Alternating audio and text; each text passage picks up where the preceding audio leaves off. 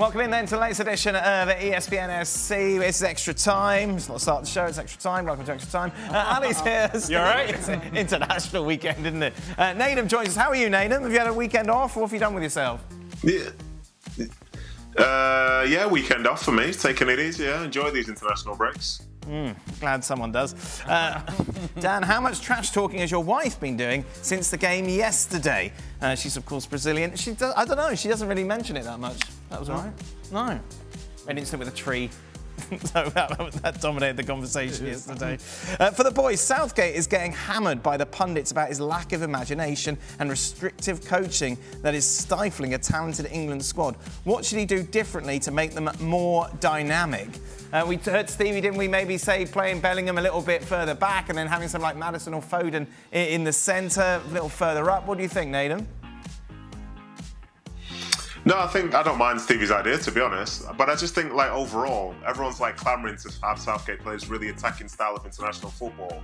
But how many international teams really play with that many attackers? How many teams play with like such an immense fluidity like we see in sort of like club football? The answer for me is not too many. I think it's just the nature of that sort of level of football itself. You play with some of the best attackers, you play against some of the best defenders, some of the best minds in coaching are there as well, and they structure it to make it as difficult as they can be for these competitions. So I think he's got good attacking power. I think he'll use it, and just think this is so far along compared to when he was playing a back five and he basically had three people up top. I think he's got the creativity. I think he'll use it, and I think England will be fine this summer as well. Always optimistic, Nedum. Yeah. Nedum, Kalvin Phillips seems to have lost his place in both City and England squads. If Leeds get promoted in the Premier League, do you think he should go back there to regain his form? I'm going to say no. Overall, I'm of the mentality to never really go back. And even though, you know, he might have a chance to play more so at City next year, maybe, perhaps. But I just don't think going to Leeds would necessarily be the best thing for him. Like, he could maybe have that home bond and home connection, but I think he's a player who could play to a higher standard in the team, who potentially be fighting relegation next season. I don't know why this question has been put in. John Barnes said in an interview before the recent Liverpool Legends game against Ajax that English players let themselves go more so than Europeans after retirement. Is there some truth to it? Steve will say he's not English, so why don't we just say British players? Bit of pot, innit?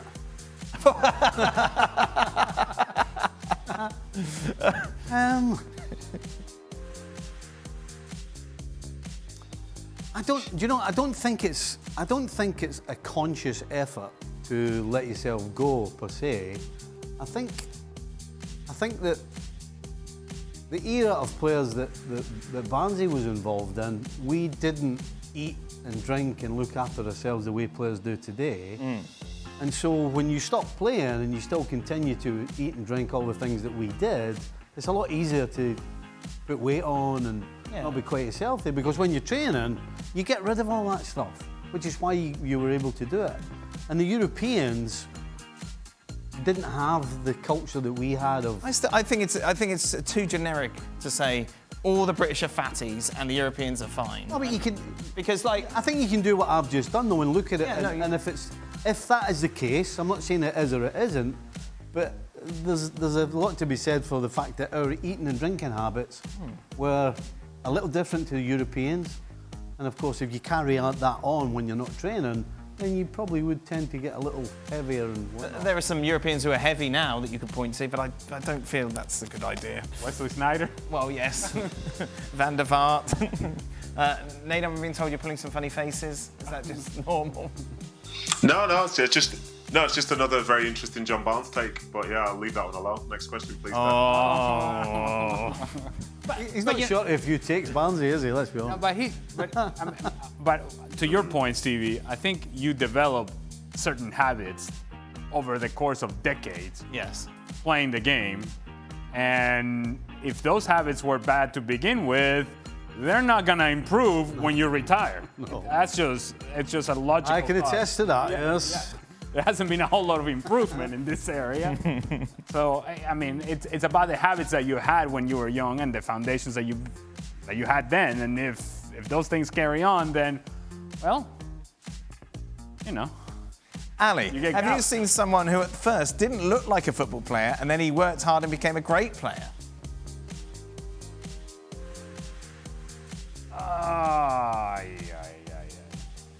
There's a guy that played for Paraguay, last name Ortigosa. This man did not, in any way, shape, or form, look like a player at a national team level. And yet, you couldn't possibly get the ball away from him. Really? Now, people may not be familiar with that name, so I'll give you another one. El Pibe Valderrama. You look at Carlos Valderrama and you kind of go, no, no. But then you put the ball on his feet. First of all, you can't get the ball away from him. He is strong, built like a tree trunks for legs, can push him off the ball. And while he looks like he's jogging, or he was jogging half of the time, slowly jogging, not even at a quick jog, slowly jogging, somehow he always found himself in an open space, and guess what? 1 and 2 touches, and that ball was putting you through on goal. Great player, did not look like a player, but was one of a kind. He was weird, wasn't he? Yeah. You talk about a guy that looked one-paced. Yeah. I don't remember him ever getting caught on the ball. Really? Aye. I don't remember anybody ever tackling him. When I see Valderrama in my head, I just see a guy knocking the ball around. Yeah. Like as if it's just a knockabout. What about players for you who didn't look like players? Tell you what, Paul and I did the All-Star game in Toronto. Oh, I know who you're going to say. Blanco. Cuauhtemoc Blanco, absolutely. Seriously, right? So the Is he first, still playing? I don't think so. He's been playing for a long time, isn't he? I don't think so. I hope not. the first training session we had, so everybody's trotting out, and I'm like, all right, Paul, look at the state of that guy. I mean, He waddles. he looked as though he could barely walk, never mind run around and play football. And so we did a warm-up, and then we did a couple of little drills, and he still looked a bit. And then we did this finishing exercise. And he's waddled up to this ball, and I'm thinking, A, how's he going to kick this? And B, how's he going to reach the goal? He rammed this thing in the top corner, and the two of us just looked at each other and went like that. How do you do that? Yeah. And then from there, gone. I mean, just everything was... He looked about as stylish as... If somebody said, do not look stylish, he's your man. Right. But I'll tell you what, for end product, absolutely frightening. Just perfect passes, perfect weight, put in the perfect place, and when it came to striking a goal, will I put it in that one, or that one? There, I'll pick this one today and then stick it in the top corner. Unbelievable. Retired at 43. Yeah, but look, unathletic. I mean, everything about him screamed everything except professional soccer player, and yet he was so very effective. Fantastic. Nedum? Yeah, I've got two slightly different ones. I think one of them, for me, is like David Silva. If you put him in a suit, you could definitely call him tech support, but then you put him out on the field, he's a magician. And then the other one is Adel Taarabt. So Adel, when I played with him, was not in the best of shape. And if you just saw him sitting around, you're like, this isn't it. But then when he's out on the field, his talent level was so high. And obviously at this time, he wasn't necessarily the most professional, but some of the ability he has and technique and stuff, it's as good as players that have played with at City and elsewhere. But yeah, at that point, he just didn't really look like football was something which he was doing 24/7, let's just say that. What was that first training session with David Silva like, Nedum? Yeah, he's just a magician. We were doing the rondos, and all of a sudden, like, I'd been at Old City, there were some good players and so on, and then here's this guy that just would not give the ball away. And I think for myself, as everyone knows, I'm, slightly sort of bigger than, say, most of the players I'll be playing against. Try and get the ball off this little fella that's half your weight and half your size. With him, it was impossible. You just saw a different game, and he'd just been manipulating you the whole time. And it was the first time at City that you were seeing someone who had that sort of ability. And yeah, like I say, he does look like you could also call him up for tech support, but what a player, honestly. Taarabt is one of the players. I don't think there's been a player that has had as many former teammates say the same thing that Nedum said about him as this guy. Every single person that ever kicked the ball with this guy, whether it's a manager or a coach or a player, says that for ability, he was absolutely untouchable at times. Now, there's another side to this conversation. There are guys that look the part. Yeah. I mean, well, yeah, exactly, you. There are guys that, I mean, it's just, they're built like a brick house. Which part are we talking about? Yeah. and then you put them out there and nothing happens. Right. Guys that are strong and fast, but they don't use their speed efficiently or effectively. They don't really get to going behind. Their first touch gets away from them, and you kind of go, well, that's a waste. Because you know, give me that. Give me that. I'll use it. Yeah. Give it to me, please. And again, it's disappointing to see the guys that are built like athletes, but don't have the touch and don't have the quality. I saw the interview of Robertson praising Conor Bradley, specifically of his performance against Chelsea back in January. Did you guys ever get this kind of public praise from a senior teammate when you were a young player? I can't imagine you had that at Liverpool, did you see? And if someone did do an interview... No, I'd be like, what do you think of him? I know, bud. Yeah, that's the compliment. That's what you're getting. Yeah? Yeah, that's all you get. Nedum? No news was good news. Yeah. No, absolutely not. Nothing in the public now. I just got on with business to whatever standard was required. That was it. There you go. That's the professional level that Nedum brings to life. Kai Havertz has stood up the task in the Premier League and the national team. Does this performance enough to convince Stevie that he's a good player? Kai Havertz is a good player. But not as a left-hand-sided midfielder. I think we need to remember the context behind Kai Havertz. The fact that he's scoring goals now is because he's playing centre forward, which is what he was bought for when he left Germany to go to Chelsea. But he wasn't bought by, you know, Arteta was trying to be clever and thought he was getting somebody who could play in the middle of the park and go forward and put goals on the end of midfield play as well, which is not the case. He's shown he can't do that. What he's shown us now, right now, and in the last, 5-6 weeks when he's been scoring goals, is that his position is up front or just off the front, somewhere around there, not in the middle of the park. For Stevie and Dan, Here we go. have Newcastle regressed? This is going back to an argument that Stevie said they haven't regressed. So I don't know whether you saw it. The argument was, him and Xhaka basically were saying they'd regressed. And my argument was at the time, is that, you know, had they been in the position they were in when we had the argument, having had all the players, then I would agree that they've regressed. But they didn't. What is this tear gets up? But they didn't. They didn't. Half the team was missing. And my argument was, how can you turn round and say they've regressed when half the players are missing? That's unfair. And where are we now, Stevie? We're getting close to regressing.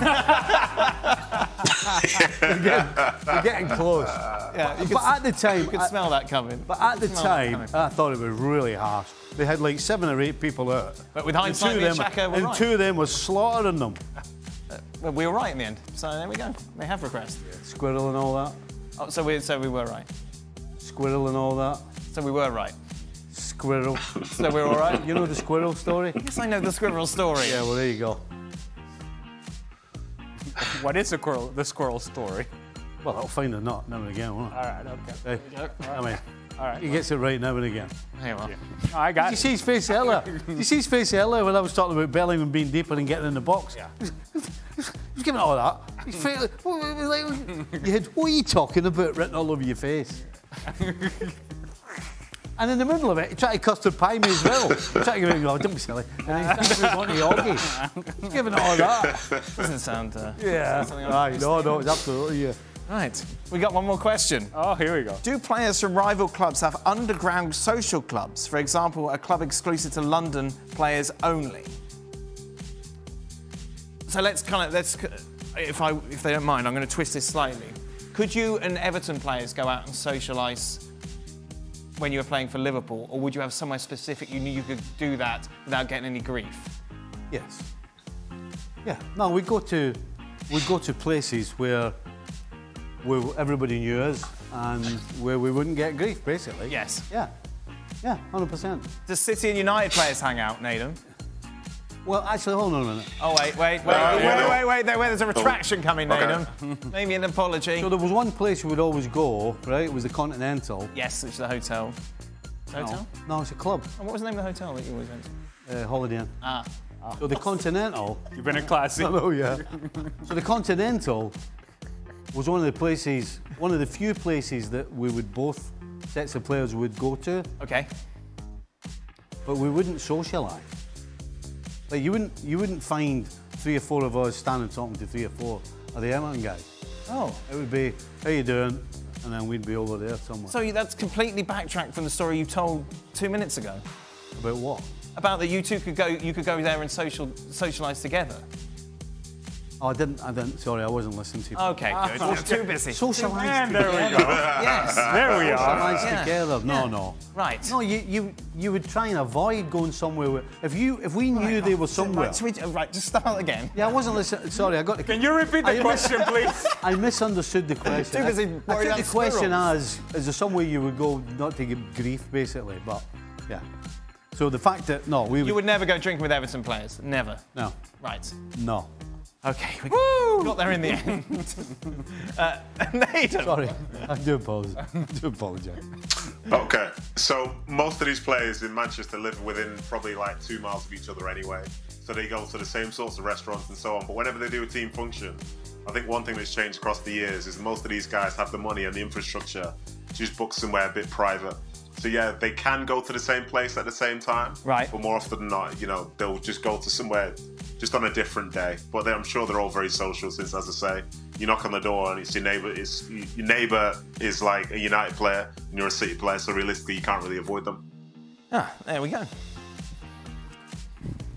That's it. That brings us to the end of today's Extra Time. Thank you. So you weren't hanging out with Everton players. No, what I said was, so when they came in... Thank you, yes. More nonsense tomorrow. Once we had... And we'll be reflecting on the US to take on Mexico After... in the Nations League final.